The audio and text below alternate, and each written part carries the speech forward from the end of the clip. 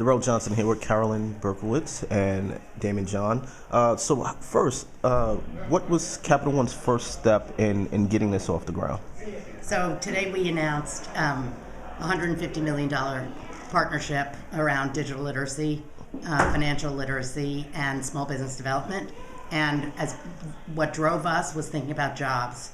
How do we, in fact, ensure that more people from more diverse backgrounds have well-paying jobs? And so we did our research, we learned where the gaps were, and we set about to fill them. And when you went to identify people to get involved with the project, what made Daymond John a good fit for you guys? Daymond's message is so unbelievably consistent with what we're doing. You know, Daymond is an unbelievable business person, was once a small businessman and is now a large businessman.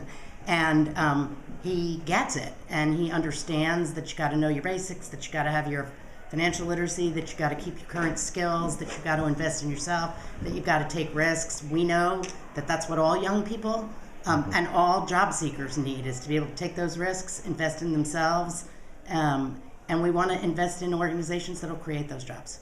And Daymond, when you got the call from Capital One to participate, what was it about this idea that made you say, I have to do this?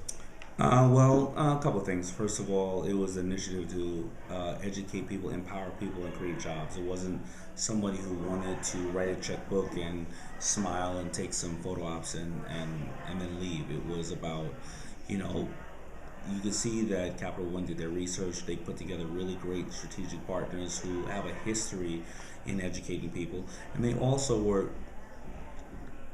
are tackling the basics and the fundamentals that everybody needs, that a lot of people have been talking about, but they've ignored because nobody's really understood, what it is, and everybody's been trying to build Rome instead of just really tackling the everyday individual, saying, I can empower you.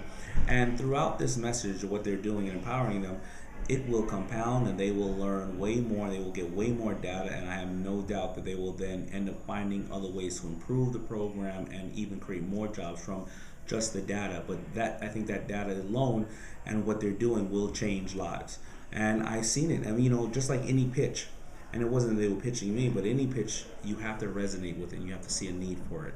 And as I shared with up there that, I had to keep that future edge every single step of my life to reinvent myself. And then when I saw my colleagues and or people that work for me that weren't willing to do that, or took it lightly, or didn't understand it, over the course of the years, I saw the separation in us. I saw the separation in their progress. And I understand now it's more vital than ever to have these basic fundamentals in your mental portfolio. What are some of the keys for people to stay on top of technology? That's something that's been critical to you in your career. But what are some keys to it, and advice that you would give people to stay on top of technology? Well, first of all, to be adaptive and ready to move as fast as times are moving. So whether you were, years ago sending a fax, and now it's an email, and now it's some other way you're transforming information or sharing information.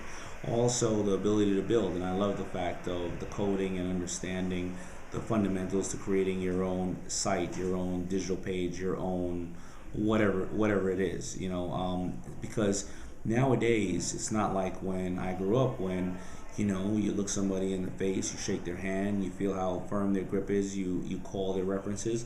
We're all looking at each other through these digital devices. And your representation in this cyber world is only going to be as good as your skill set to get it out there, because many of us don't have the ability to pay and hire people to do this. And when you're going out looking for employment, when I call you back or I look you up, what am I going to see?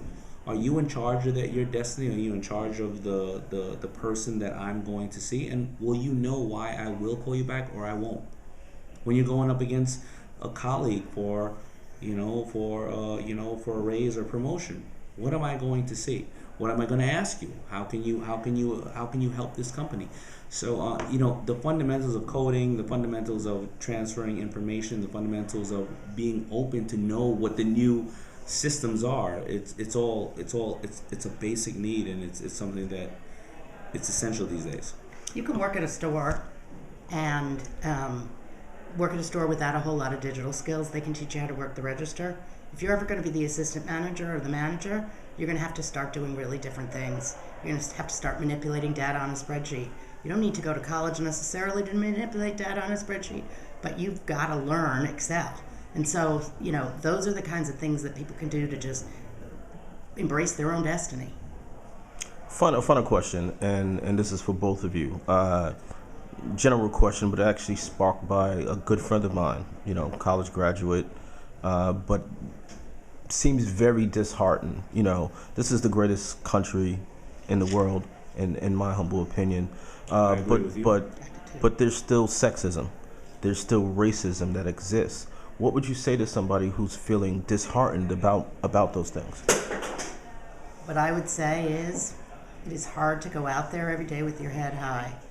But if you are armed with the skills, if you know what people are looking for, if you are committed to learning and being resilient and not taking it personally, you can be incredibly successful. You can make 40% more than the person next to you by controlling your own destiny and learning some of these high-tech skills.